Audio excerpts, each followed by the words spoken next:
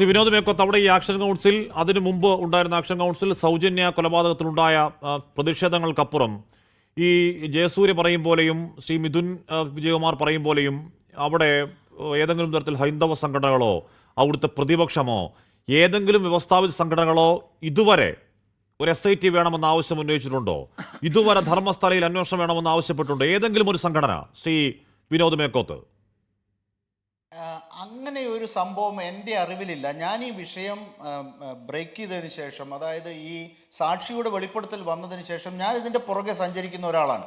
അങ്ങനെ ഒരു ആവശ്യം അത്തരത്തിൽ ഏതെങ്കിലും ഒരു സംഘടന BJPയുമായി ബന്ധപ്പെട്ട അല്ലെങ്കിൽ അത്തരത്തിലുള്ള സംഘടനകൾ ഏതെങ്കിലും ഒന്ന് ഇതിൻ്റെ ആവശ്യത്തിലേക്ക് രംഗത്ത് വന്നതായിട്ട് നമ്മൾ കണ്ടിട്ടില്ല. അതേസമയം ഇതിനെതിരായിട്ടുള്ള മൂവ്മെൻറ്റ് വളരെ ശക്തമായിട്ട് നടന്നു വരുന്നതായിട്ട് നമ്മൾ മനസ്സിലാക്കുകയും ചെയ്തിട്ടുണ്ട്. പക്ഷേ അവർ രംഗത്ത് വന്നിട്ടില്ല. ഇത്തരത്തിലൊരു ഗൂഢാലോചന ഫോം ചെയ്യുകയും ഈ ഗൂഢാലോചനയുടെ ഭാഗമായി നടക്കുന്ന ഒരു തീർത്ഥാടന കേന്ദ്രത്തെ അപകീർത്തിപ്പെടുത്താനുള്ള, ദൈവത്തെ അപകീർത്തിപ്പെടുത്താനുള്ള, ഹിന്ദു ദൈവത്തെ അപകീർത്തിപ്പെടുത്താനുള്ള, അങ്ങനെയുള്ള തീർത്ഥാടന കേന്ദ്രത്തെ അപകീർത്തിപ്പെടുത്താനുള്ള ഒരു മുസ്ലിമിൻ്റെ ഗൂഢാലോചനയാണ് എന്നൊക്കെ തരത്തിലുള്ളൊരു സ്റ്റോറി ഡെവലപ്പ് ചെയ്ത് കൊണ്ടുവരുന്നതിലായിരുന്നു അവർ ഇത്രയും കാലം ഗവേഷണം നടത്തിയിരുന്നത്. ഇതെങ്ങനെ ഈ തരത്തിൽ പാളം തെറ്റിക്കാം എന്നതാണ് അവർ ഗവേഷണം നടത്തിയ വിഷയം. SITയെ സംബന്ധിച്ച് വളരെ കൃത്യമായി അവിടുത്തെ ആക്ഷൻ കൗൺസിൽ ആവശ്യമുന്നയിച്ചത് ഒരു SIT രൂപീകരിക്കണം എന്നുള്ളതാണ്. ആ SIT രൂപീകരിച്ച് അവരാഗ്രഹിച്ച ഒരു ഉദ്യോഗസ്ഥനെ, പ്രണബ് മൊഹന്തി എന്ന് പറയുന്ന അദ്ദേഹത്തിന് ഇപ്പം ഡെപ്യൂട്ടേഷൻ, അദ്ദേഹത്തിന് കേന്ദ്ര സർവീസിലേക്ക് പോകാനുള്ള ഉത്തരവ് എങ്ങനെയാണ് പെട്ടെന്ന് വന്ന് ഇറങ്ങിയത് എന്നുള്ളത് പരിശോധിക്കേണ്ട വിഷയമാണ്. ഒരു തവണ നിരാകരിക്കപ്പെട്ടതാണ്,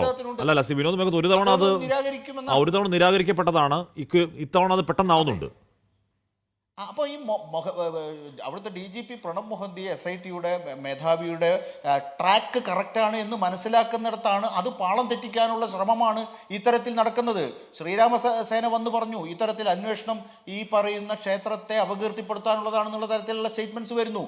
അപ്പോൾ ഇതൊക്കെ യഥാർത്ഥത്തിൽ ഇവരുടെ പാത കറക്റ്റാണ്, ഇവരുടെ ദൃഷ്ടി പതിയുന്നത് കൃത്യമായ സ്ഥലത്താണ്, ഇവർ തൊടുന്നത് കൃത്യമായ പോയിന്റിലാണ് എന്ന് മനസ്സിലാക്കുന്നിടത്താണ് ഡേ 1 ഈ പറയുന്ന തരത്തിൽ ആ അന്വേഷണത്തെ അട്ടിമറിക്കുന്ന തരത്തിലുള്ളൊരു സ്റ്റേറ്റ്മെന്റ് BJPയുടെ ഉത്തരവാദപ്പെട്ട പ്രതിപക്ഷ നേതാവിൻ്റെ ഭാഗത്തു നിന്നുണ്ടാകുന്നത്.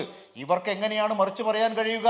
ഇവർ പത്മഭൂഷൺ കൊടുത്തവർ, ഇവർ പത്മവിഭൂഷൺ കൊടുത്തവർ, ഇന്ത്യയുടെ ഉയർന്ന ഉപരിസഭയായ രാജ്യസഭയിലേക്ക് നോമിനേറ്റ് ചെയ്തവർ, അങ്ങനെയുള്ളവർ അധികാരത്തിലിരിക്കുന്ന അവരുടെ ഈ പറയുന്ന ദണ്ടിന് കീഴിൽ അവിടെ ഭരണം നടക്കുന്ന ഒരു സ്ഥലത്ത് ഇത്തരമൊരു സംഗതി നടന്നിട്ട് ഇതുപോലൊരു വെളിപ്പെടുത്തൽ വന്നിട്ട് അതിനെ സംബന്ധിച്ച് മറിച്ചു പറയാൻ BJPയുടെ ഏതെങ്കിലും നേതാവിന് നാവ് പൊങ്ങുമോ? പൊങ്ങില്ല എന്നുള്ളത് നമുക്ക് മനസ്സിലാക്കാൻ കഴിയും. ഇത്തരത്തിൽ എന്തെങ്കിലും ഒരു കഥ പറയുക എന്നല്ലാതെ 1% പോലും, ഒരാൾ പോലും ഇത്തരത്തിലൊരു അന്വേഷണം നല്ല നിലയിൽ കൊണ്ടുപോകണം എന്ന് തെളിയിക്കുന്ന ഏതെങ്കിലും ഒരു സ്റ്റേറ്റ്മെന്റ് അല്ലെങ്കിൽ ഏതെങ്കിലും ഒരു പത്രവാർത്ത BJPയുടെ പ്രതിനിധിക്ക് ഇവിടെ ഹാജരാക്കാൻ കഴിയുമോ നോക്കട്ടെ. ഞാൻ കണ്ടിട്ടില്ല.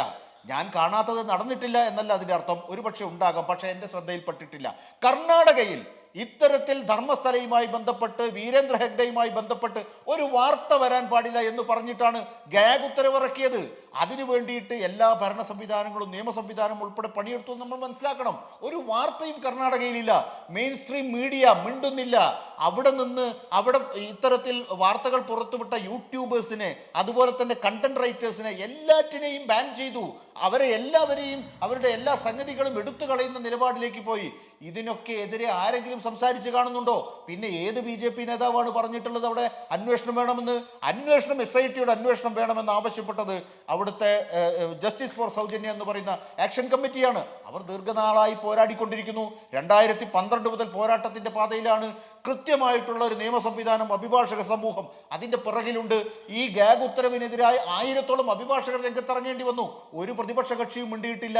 മാധ്യമങ്ങളുടെ വാമൂടി കെട്ടുന്ന വാർത്തകൾ പുറത്തു വരുന്നത് തടയുന്ന നടപടിക്കെതിരായി ഒരു പ്രതിപക്ഷവും അവിടെ സംസാരിച്ചില്ല. ഇവിടെ ഭരണകൂടം എന്ത് പറഞ്ഞാലും, ഞാൻ പറയുന്നു, നമ്മൾ കഴിഞ്ഞ ചർച്ചയിൽ പറഞ്ഞതുപോലെ ഈ SITയിലാണ് എൻ്റെ പ്രതീക്ഷ എന്ന് ഞാൻ സൂചിപ്പിച്ചിരുന്നു. ആ SIT ഭാഗ്യവശാൽ അല്ലെങ്കിൽ എന്തായാലും ആ SIT രൂപീകരിച്ച് മുന്നോട്ട് പോകുമ്പോൾ വളരെ കൃത്യമായി പോകുന്നു. ശരി വിനോദ്, ഞാൻ കഴിഞ്ഞ തവണ താങ്കൾ ആ പ്രതീക്ഷ തുടങ്ങിയപ്പോൾ സത്യമായും എനിക്കത് പ്രതീക്ഷ ഉണ്ടായിരുന്നില്ല. ഞാൻ കരുതിയിരുന്നത് SIT ഒക്കെ പ്രഹസനമാണെന്നാണ്. പക്ഷേ ഇന്നത് മനസ്സിലാവുന്നു SIT പ്രഹസനമല്ല. മോഹന്തി എന്ന് പറയുന്ന അന്വേഷണ ഉദ്യോഗസ്ഥൻ കുറച്ച് ക്രെഡിബിലിറ്റിയുള്ള ഉദ്യോഗസ്ഥനാണെന്നും ഭയക്കാത്ത ഉദ്യോഗസ്ഥനാണെന്നും വഴിപ്പെടാത്ത ഉദ്യോഗസ്ഥനാണെന്നും ഒക്കെ മനസ്സിലാക്കാൻ കഴിയുന്നു. താങ്കളുടെ ആ പ്രതീക്ഷ അതിപ്പോൾ എൻ്റെയും പ്രതീക്ഷയാണ്.